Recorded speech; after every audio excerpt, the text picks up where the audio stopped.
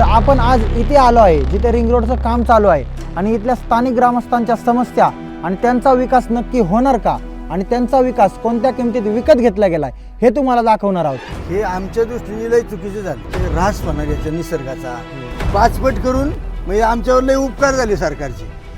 5 पट करून 1,30,000 रुपये बाजार मिळाला। 30 गुंठे गेले, आम्ही भिकारी झालो ना, पण आज आम्ही भूमिहीन झालो। घरं होती तर तिथं बाळखावांनी 50-50 लाख खाल्ले, त्यांचं वाटुळं होईन खाणाऱ्यांचं।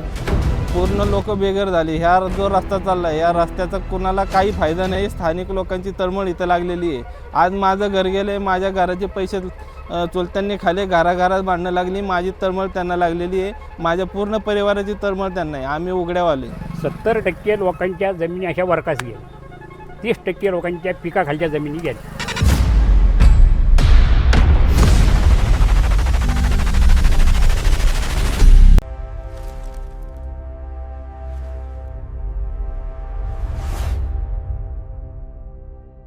पुणे पूर्वेकडील ऑक्सफर्ड म्हणून ओळखलं जाणारं हे शहर, पण हे शहर सध्या एका वेगळ्या समस्येने ग्रासलं गेले। ती समस्या म्हणजे ट्रॅफिक। पुण्यामध्ये हडपसर असो, चांदणी चौक असो, हिंजवडी असो, विविध ठिकाणी ट्रॅफिकमुळे खूप समस्या वाढत चालल्या आहेत। पण महाराष्ट्र सरकारने या ट्रॅफिकवर एक अल्टिमेट सोल्युशन काढलं आहे, ते म्हणजे पुणे रिंग रोड। एकूण 173 किलोमीटरमध्ये हा रिंग रोड होणार आहे। ह्या रिंग रोडचं काम मावळ, मुळशी, हवेली या तालुक्यांमधून होणार आहे। तर आपण आज आपल्या व्हिडिओच्या माध्यमातून हा रिंग रोड जिथे जिथे होणार आहे तिथे जाणार आहोत आणि तिथल्या स्थानिक ग्रामस्थांसोबत बोलणार आहोत, त्यांच्या अडचणी तुमच्यापर्यंत आणणार आहोत आणि रिंग रोडचा पूर्णपणे आढावा घेणार आहोत। तर आपल्या व्हिडिओमध्ये शेवटपर्यंत राहा आणि व्हिडिओ शेवटपर्यंत नक्की बघा। 173.70 किलोमीटर लांबीचा हा प्रस्तावित रस्ता 2 मोठ्या भागात विभागलेला आहे, पूर्व मार्ग आणि पश्चिम मार्ग। मावळ, खेड, हवेली, पुरंदर, भोर आणि मुळशी तालुक्यातील तब्बल 83 गावांना स्पर्श करणारा सुमारे 1900 हेक्टर जमीन संपादित होणार आहे आणि सुरुवातीला 20 ते 26 हजार कोटींमध्ये मावणारा हा प्रकल्प आता 42,000 कोटींच्या पुढे गेलेला आहे। सरकारचं म्हणणं स्पष्ट आहे, जड वाहतूक शहराबाहेर वळवायची, पुण्याच्या वाढीला नवी दिशा द्यायची, भविष्यासाठी मजबूत पायाभरणी करायची। पण प्रश्न असा आहे, या नकाशावर जी लाल रेषा दिसते ती प्रत्यक्षात कुणाच्या तरी शेतातून जाते, कोणाच्या घराच्या अंगणावरून जाते आणि कुणाच्या आयुष्याची दिशा बदलते। आज आपण ज्या लोकांच्या जमिनी आणि गावातून प्रस्तावित रिंग रोड जाणार आहे त्यांची मतं जाणून घेण्यासाठी सध्या मुळशी तालुक्यात आलो आहे। कागदावर आखलेला हा रस्ता प्रत्यक्षात इथल्या शेतातून घराच्या बाजूने दैनंदिन आयुष्याच्या माध्यमातून जाणार आहे। त्यामुळे या प्रकल्पाकडे स्थानिक लोक कशा नजरेने पाहतात, त्यांना विकासाची संधी वाटते की आयुष्याचा मोठा बदल, हे जाणून घेण्यासाठी आम्ही थेट गावकऱ्यांशी संवाद साधत आहोत। दादा, आम्ही एक रिंग रोड वरती व्हिडिओ बनवतोय। आता आम्ही ड्रोन शॉट्स वगैरे घेतले नाही का। आता हे गाव उरवडे बरोबर, तर साधारणतः तुम्ही किती वर्ष झाल्या गावात राहताय? आम्ही जन्मापासूनच या गावात, म्हणजे थोडक्यात तुम्ही स्थानिक आहे? स्थानिक आहे। मग आता रिंग रोड इथून साधारणतः 1 किलोमीटर वरतीच होतोय, म्हणजे थोडक्यात तुमच्याच गावात होतोय असं म्हणायला काय हरकत नाही। मग तुमच्या रेग्युलर म्हणजे रिंग रोड ज्यावेळेस चालू व्हायच्या आधीचं जनजीवन आणि आताचं जनजीवन ह्यात काय फरक पडलाय का?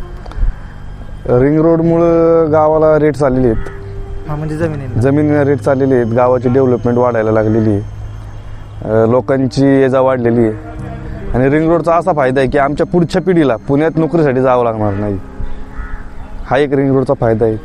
आणि रिंग रोड झाला आहे त्याच्यामध्ये पुढं वेअर हाऊसेस, लॉजिस्टिक कंपन्या आणि गावाचे बाहेरचे लोकांची ये जा ह्या गोष्टी चांगल्या प्रकारे घडणार आहेत। आणि गव्हर्नमेंटने डोंगर भागातून जो रिंग रोड नेला त्याच्यातून जमिनींना 2 पट रेट दिलेला आहे शेतकऱ्यांच्या। म्हणजे आता तुमच्या दृष्टिकोनातून हा जो रिंग रोड होतोय ही एक खूप चांगली गोष्ट होती। चांगली गोष्ट बरोबर। मग आता माझं असं म्हणणं आहे की बाबा तुम्ही जसे पॉझिटिव्ह बोलले तसे काही लोक नेगेटिव्ह पण बोलणार आहेत। आता काही लोक मला असे पण बोलले बाबा निसर्गाची कत्तल होतीये नाही का, झाडांची कत्तल होती आणि बाबा आजूबाजूच्या ह्या शेतकऱ्यांचं पण बरंचसं नुकसान होतंय।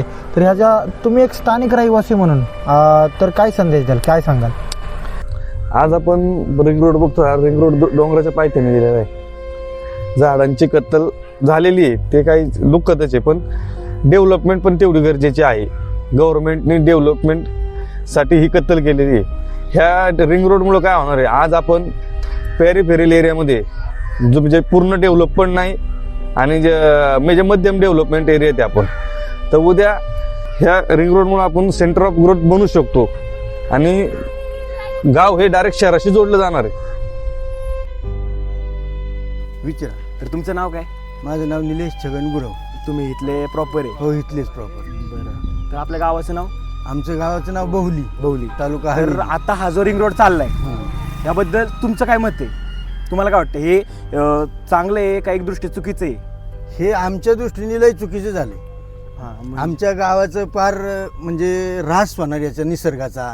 एवढी झाडं तोड झाली, परत आमच्या जमिनी गेल्या आणि त्याचा मोबदला आम्हाला उग क्षुल्लक मिळाला. आता ह्या आमच्या मामी आहेत, त्यांची स्वतःची जमीन गेली, त्यांना रुपया मोबदला नाही अजून मिळाला. पण काम चालू झालं, रस्ता चालू तयार झाला. आता माझी स्वतःची 30 गुंठे जमीन गेली, आम्हाला बाजार दिला 1,30,000 रुपये. म्हणजे तुमचे पैसे पण रखडलेले आहेत अजून? हा, ते पण आलेले आता 1,30,000 रुपये गुंठ्याला बाजार दिला सरकारने. 5 पट करून बरं का, 5 पट करून म्हणजे आमच्यावर लय उपकार झाले सरकारचे.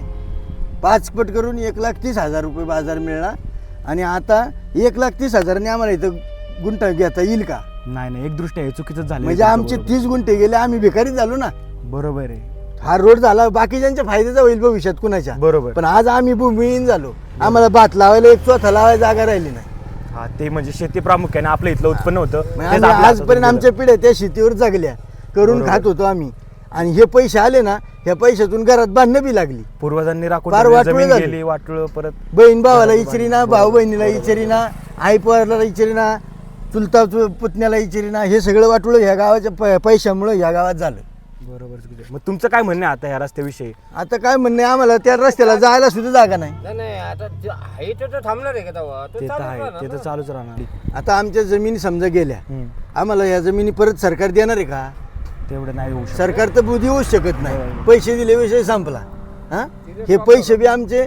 आता पैशाची परिस्थिती अशी झाली, बहिणी म्हणतात आम्हाला अर्धा हिस्सा पाहिजे, आत्या म्हणते आम्हाला आमचा हिस्सा पाहिजे. म्हणजे शेवटी जो शेतकरी कसणारा होता त्याला तर काहीच राहत नाही, झिरो झाला. एक प्रकारे जॉईंट फॅमिली होती ती विस्कळली गेली. फॅमिली विस्कळली, बहीण विचारीना भावाला. ते तर आहेच. माझी स्वतःची बहीण आम्हाला इचरीना, बरोबर.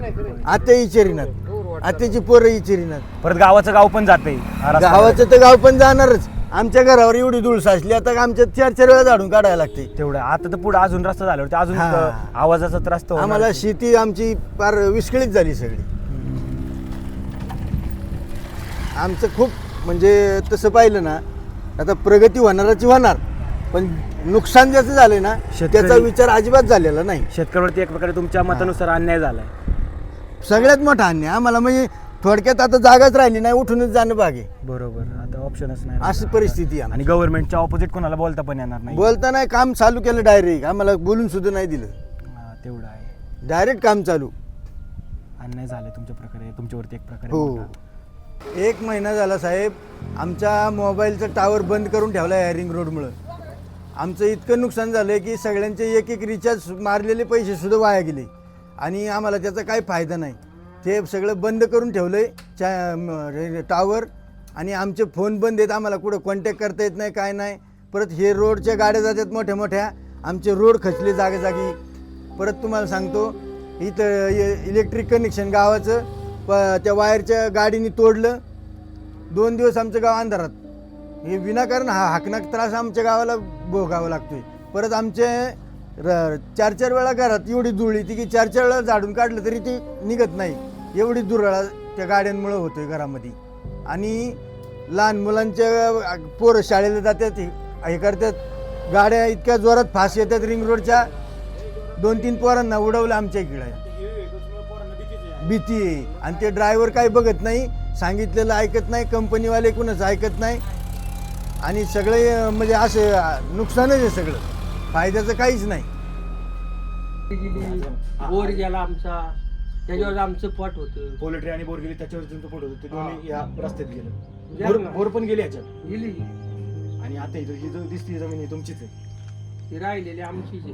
राहिलेली म्हणजे रस्त्याच्या अलीकडे एवढीच राहिली, फक्त ती जी होती ती गेली. त्याचा मोबदला वगैरे तुम्हाला प्रॉपरली भेटला नाही अजून नाही. आणि रस्त्याचं काम सुरू झाले, रोडचं काम चालू झालं. येणार आहेत की नाही तुम्हाला याची काय गॅरंटी? कारण ते म्हणले कोर्टात तुमचे पैसे गेले. कोर्टात? म्हणजे कोर्टात कशामुळे नक्की? काय माहिती, त्यांनाच माहिती आहे. म्हणजे अशी परिस्थिती आहे, बघू शकता तुम्ही. रस्त्याचं काम सुरू झाले, जमिनी घेतल्यात, पण अजून काही पेमेंट त्यांना भेटलेलं नाही. नाही. मागच आपण दुसऱ्या काकांचं पाहिलं, त्यांच्या त्या रस्त्याच्या पैशामुळे घरात भांडणं लागले. म्हणजे एक प्रकारे आपण पाहतो भविष्याने आपण पुढे चाललोय, हा. तर कित्येक कुटुंब यांनी उद्ध्वस्त झाली. बरोबर का झाली. नाही? आता फ्युचर दृष्टी पाहिलं तर ठीक आहे, झाडे बरीच गेली.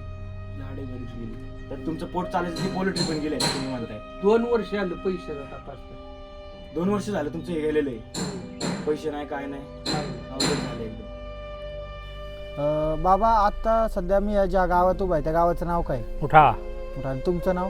माझं नाव सखाराम नामदेव तिकोणी. बरोबर. आता रिंग रोड इथून गावातून जातो थोडक्यात तुमचं नाही का? गावापासून जरा लांबून गेला. हा. आमची 2 वाड्या गेल्या, हा. बरकरवाडी, मोरेवाडी. ओके. गाव शाबूत आहे. मग आता रिंग रोड हे तुमच्या गावाच्या एकदम अगदी जवळून जातो, याच्याबद्दल तुमचं काय म्हणणं आहे नक्की? चांगलं झालं ना, आमच्या लोकांना सुविधा वाढल्या. उद्या सांग सकाळ जिथं रस्ता असेल तिथं वॉडॉन होती कंपनीची. लोकांना जमीन रिंग रोडच्या टच आहेत अशा ठिकाणी वॉडॉन होती, लोकांना त्याचा फायदा होईल. पण बाबा काही लोकांच्या शेत जमीन सुद्धा गेली नाही का, म्हणजे जे रेग्युलर बाबा भात वगैरे पिकवत होते, पण त्यांचं पण थोडंफार प्रमाणात नुकसान झालं असं लोकांचं म्हणणं आहे. या बाबतीत तुमचं काय म्हणणं आहे? माझं म्हणणं 100 25 लोक जमिनी गेल्या पिकाखालच्या, बाकीचं डोंगर रान गेलं. ज्यांच्या गेल्या, आज आमच्या इकडं अशी परिस्थिती आहे, 50% लोकांच्या जमिनी पडीक आहेत, मग शेती परवडत नाही. आता त्याच्यातनं गेलं, काहींना कोटीने बाजार भेटला, काहींना 50 लाख भेटली. पण बाबा निसर्गाची पण बऱ्याच प्रमाणात कत्तल झाली, झाडे तोड मोठ्या प्रमाणात झाली, काहींची शेत जमीन सुद्धा गेली. हो. याबद्दल तुमचं काय म्हणणं आहे? शेती जमिनीचं मोजक्या लोकांच्या जमिनी गेल्या, 70% लोकांच्या जमिनी अशा वरकास गेल्या, 30% लोकांच्या पिकाखालच्या जमिनी गेल्या. आता गव्हर्नमेंटला सुविधा करायच्या म्हणलं तरी काही नुकसान होणारच. आता झाडाचं तू म्हणतो पर्यावरणाचं, इथं किती लोक अशी जंगल तोडणारी आहेत. आता हा रिंग रोडमध्ये गेले हे पर्यायच नाही ना, ज्या रोडमध्ये येतील ते पाडायच पाहिजे झाडं ना. म्हणजे तुमच्या दृष्टिकोनातून जो रिंग रोड जातोय तो एकदम विकासाला धरून आहे आणि आपल्या सर्वसामान्यांच्या एकदम फायद्याचा आहे. फायद्याचं आहे. तर आता तुमचं नाव काय? माझं नाव सागर विठ्ठल बरेकर. बरं, म्हणजे आता हा एरिया कोणता आहे? ह्या एरिया हा मोठा गावात बरेकरवाडी एरिया, मागून रिंग रोडचं काम चाललंय इथं. बरोबर आहे, रिंग रोडचं. मग आता ह्या रिंग रोड तुमच्या म्हणजे हे तुमचंच हे घर कोणाचं हे आहे? घर माझं, इथं माझं घर होतं ऑलरेडी, आणि हे आमचे पूर्ण क्षेत्र होतं मागपर्यंत.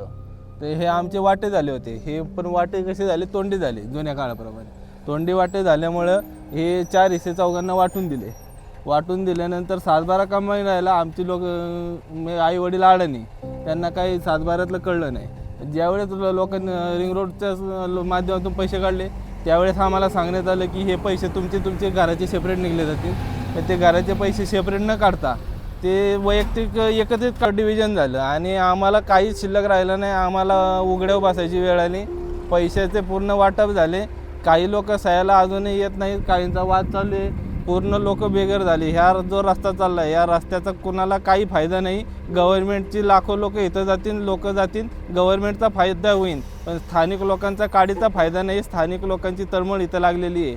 आज माझं घर गेलं आहे, माझ्या घराचे पैसे चोलत्यांनी खाले, घराघरात भांडणं लागली. माझी तळमळ त्यांना लागलेली आहे, माझ्या पूर्ण परिवाराची तळमळ त्यांना आहे. आम्ही उघड्यावाले.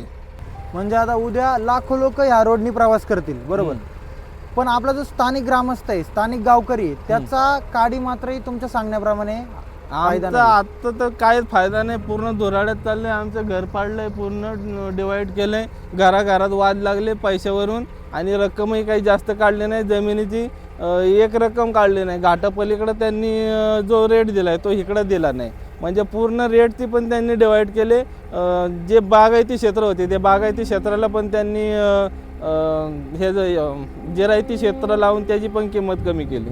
म्हणजे आता म्हणजे सरकारने असं सांगितलं की जी आता चालू रक्कम आहे ज्या ठिकाणी त्याच्या 4 ते 5 पट जास्त रक्कम शेतकऱ्यांना दिली जाईल. ती तुम्हाला दिली मिळाली नाही. का? पण ऍक्च्युली इथं जो स्थानिक रेट चाललाय तो चालला होता 2 लाख रुपये. लोकांना वाटलं की स्थानिक रेटच्या 5 पट दिली जाईल, पण त्यांनी गव्हर्नमेंट रेटच्या 5 पट काढले आणि गव्हर्नमेंट रेट इथं चालू आहे 34,000 रुपये. तर 34,000च्या 5 पट रेट त्यांनी काढला आणि स्थानिक लोकांना वाटलं की चालू जे रेट आहे मार्केट रेट, त्या मार्केटप्रमाणे रेट काढतील. तर मार्केटप्रमाणे रेट न काढता त्यांनी गव्हर्नमेंट रेट काढला. म्हणजे थोडक्यात शेतकऱ्यांची फसवणूक करण्यात आली त्यांनी. मुळशी तालुक्यातील कातरखडक या गावात प्रकल्पाशी संबंधित एक दुर्दैवी घटना घडली. रिंग रोडच्या कामासाठी वापरला जाणारा एक ट्रक घरावर पलटी झाला आणि या अपघातात 2 महिलांचा दुर्दैवी मृत्यू झाला. या घटनेने स्थानिक पातळीवर संताप आणि भीतीचं वातावरण निर्माण झालं आहे. विकासाच्या प्रक्रियेत सुरक्षा उपाय किती काटेकोरपणे राबवले जात आहेत हा प्रश्न या अपघातानंतर अधिक तीव्रतेने उपस्थित झाला आहे. विकास थांबवता येत नाही, पण तो कसा करायचा हा निर्णय आपल्या हातात आहे. जर तुमच्या घरासमोरून हा रस्ता जाणार असता तर तुमचं मत काय असतं? जर तुमच्या जमिनीचा मोबदला पैशात मिळाला तर तुम्ही समाधानी झाला असता का? प्रश्न फक्त रिंग रोडचा नाही, प्रश्न आहे आपण शहरासाठी गाव कितीपर्यंत बदलायला तयार आहोत. खाली कमेंटमध्ये तुमचा स्पष्ट विचार मांडा, कारण हा विषय फक्त मुळशीचा नाही, हा प्रत्येक वाढत्या शहराचा आहे.